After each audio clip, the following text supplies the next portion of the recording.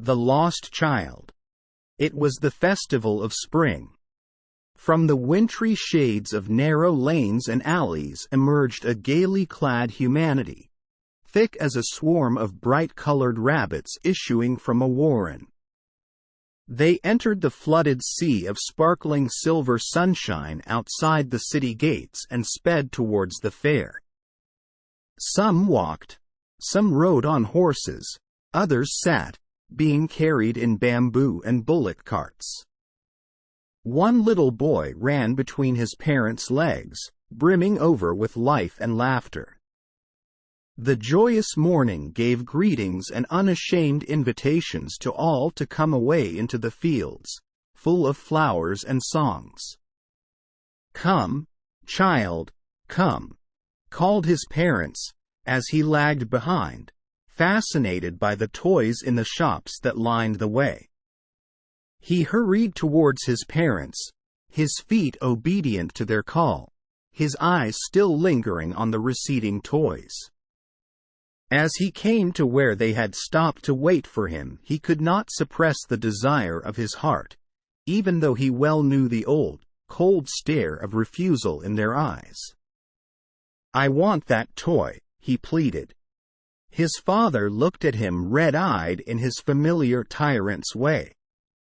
His mother, melted by the free spirit of the day, was tender, and giving him her finger to catch, said, "Look, child, what is before you?" The faint disgust of the child's unfulfilled desire had hardly been quelled in the heavy, pouting sob of a breath, "Mother," when the pleasure of what was before him filled his eager eye. They had left the dusty road on which they had walked so far. It wended its weary way circuitously to the north. They had come upon a footpath in a field. It was a flowering mustard field, pale like melting gold as it swept across miles and miles of even land, a river of yellow liquid light, ebbing and falling with each fresh eddy of wild wind, and straying in places into broad rich tributary streams, yet running in a constant sunny sweep towards the distant mirage of an ocean of silver light. Where it ended, on one side stood a cluster of low mud-walled houses, thrown into relief by a dense crowd of yellow-robed men and women from which arose a high-pitched sequence of whistling, creaking, squeaking, roaring, humming noises, sweeping across the groves to the blue-throated sky like the weird, strange sound of Siva's mad laughter. The child looked up to his father and mother, saturated with the shrill joy and wonder of this vast glory, and feeling that they, too, wore the evidence of this pure delight in their faces. He left the footpath and plunged headlong into the field, prancing like a young colt, his small feet timing with the fitful gusts of wind that came rich with the fragrance of more distant fields. A group of dragonflies were bustling about on their gaudy purple wings, intercepting the flight of a lone black butterfly in search of sweetness from the flowers. The child followed them in the air with his gaze, till one of them would fold its wings and rest, and he would try to catch it. But it would go fluttering, flapping, up into the air, when he had almost caught it in his hands. One bold black bee, having evaded capture, sought to tempt him by whining round his ear and nearly settled on his lips, when his mother gave a cautionary call, "Come, child, come on to the footpath." He ran towards his parents gaily and walked abreast of them for a while, being, however, soon left behind, attracted by the little insects and worms along the footpath that were teeming out from their hiding places to enjoy the sunshine. "Come, child, come," his parents called from the shade of a grove where they had seated themselves on the edge of a well. He ran towards them. An old banyan tree outstretched its powerful arms over the blossoming jack and jamun and neem and champak and scrisha and cast its shadows across beds of golden cassis and crimson gulmohar as an old grandmother spreads her skirts over her young ones. But the blushing blossoms freely offered their adoration to the sun in spite of their protecting chaperone, by half covering themselves, and the sweet perfume of their pollen mingled with the soft, cool breeze that came and went in little puffs, only to be wafted aloft by a stronger breeze. A shower of young flowers fell upon the child as he entered the grove and, forgetting his parents, he began to gather the raining petals in his hands. But lo! He heard the cooing of the doves and ran towards his parents, shouting, "The dove! The dove!" The raining petals dropped from his forgotten hands. A curious look was in his parents' faces till a coal struck out a note of love and released their pent-up souls. "Come, child, come!" they called to the child, who had now gone running in wild capers round the banyan tree, and gathering him up they took the narrow, winding footpath which led to the fair through the mustard fields. As they neared the village, the child could see many other footpaths full of throngs, converging to the whirlpool of the fair, and felt at once repelled and fascinated by the confusion of the world he was entering. A sweetmeat seller hawked gulab jamun, rasgulla, burfi, jalebi, at the corner of the entrance, and a crowd pressed round his counter at the foot of an architecture of many-colored sweets, decorated with leaves of silver and gold. The child stared open-eyed and his mouth watered for the burfi that was his favorite sweet. "I want that burfi," he slowly murmured. But he half knew as he begged that his plea would not be heeded because his parents would say he was greedy. So without waiting for an answer he moved on. A flower seller hawked, "A garland of gulmohar, a garland of gulmohar." The child seemed irresistibly drawn by the implacable sweetness of the scents that came floating on the wings of the languid air. He went towards the basket where the flowers were heaped and half murmured, "I want that garland." But he well knew his parents would refuse to buy him those flowers because they would say they were cheap. So without waiting for an answer he moved on. A man stood holding a pole with yellow, red, green and purple balloons flying from it. The child was simply carried away by the rainbow glory of the silken colors, and he was possessed by an overwhelming desire to possess them all. But he well knew his parents would never buy him the balloons because they would say he was too old to play with such toys. So he walked on farther. A snake charmer stood playing a flute to a snake which coiled itself in a basket, its head raised in a graceful bend like the neck of a swan, while the music stole into its invisible ears like the gentle rippling of a miniature waterfall.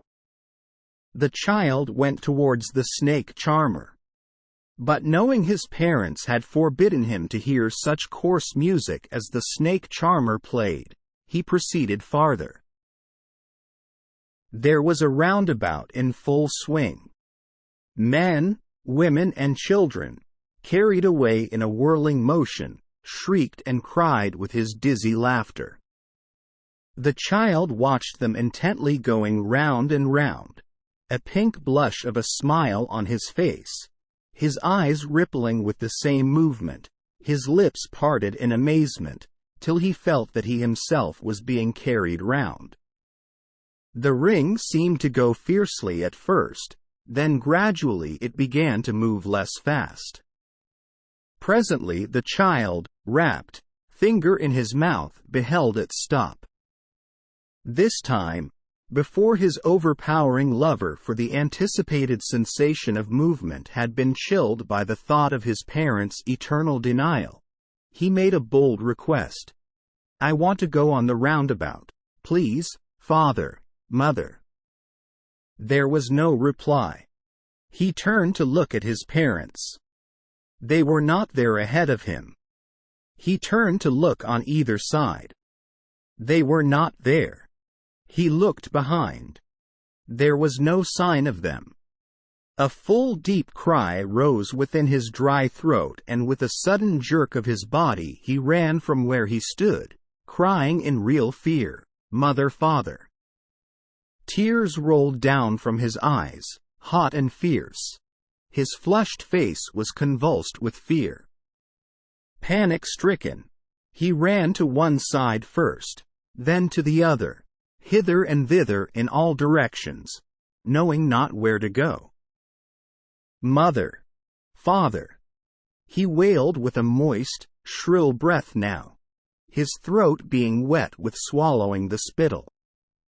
His yellow turban untied and his clothes, wet with perspiration, became muddy where the dust had mixed with the sweat of his body. His light frame seemed heavy as a mass of lead.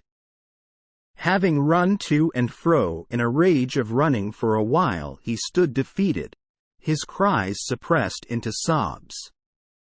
At little distances on the green grass he could see, through his filmy eyes, men and women talking. He tried to look intently among the patches of bright yellow clothes, but there was no sign of his father and mother among these people, who seemed to laugh and talk just for the sake of laughing and talking. He ran quickly again, this time to a shrine to which people seemed to be crowding. Every little inch of space here was congested with men, but he ran through people's legs, his little sob lingering, "Mother, father." Near the entrance to the temple, however, the crowd became very thick. Men jostled each other, heavy men, with flashing, murderous eyes and hefty shoulders. The poor child struggled to thrust a way between their feet, but, knocked to and fro by their brutal movements, he might have been trampled underfoot had he not shrieked at the highest pitch of this voice, "Father, mother!" A man in the surging crowd heard his cry and, stooping with very great difficulty, lifted him up in his arms. "How did you get here, child? Whose baby are you?" the man asked as he steered clear of the mass. The child wept more bitterly than ever now and only cried, "I want my mother, I want my father." The man tried to soothe him by taking him to the roundabout. "Will you have a ride on the horse?" he gently asked as he approached the ring. The child's throat tore into 1,000 shrill sobs and he only shouted, "I want my mother, I want my father." The man headed towards the place where the snake charmer still played on the flute to the swaying cobra. "Listen to that nice music, child," he pleaded. But the child shut his ears with his fingers and shouted his double-pitched strain, "I want my mother, I want my father." The man took him near the balloons, thinking the bright colors of the balloons would distract the child's attention and quieten him. "Would you like a rainbow-colored balloon?"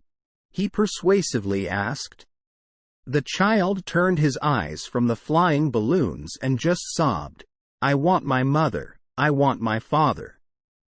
The man, still importunate in his kindly desire to make the child happy, bore him to the gate where the flower seller sat.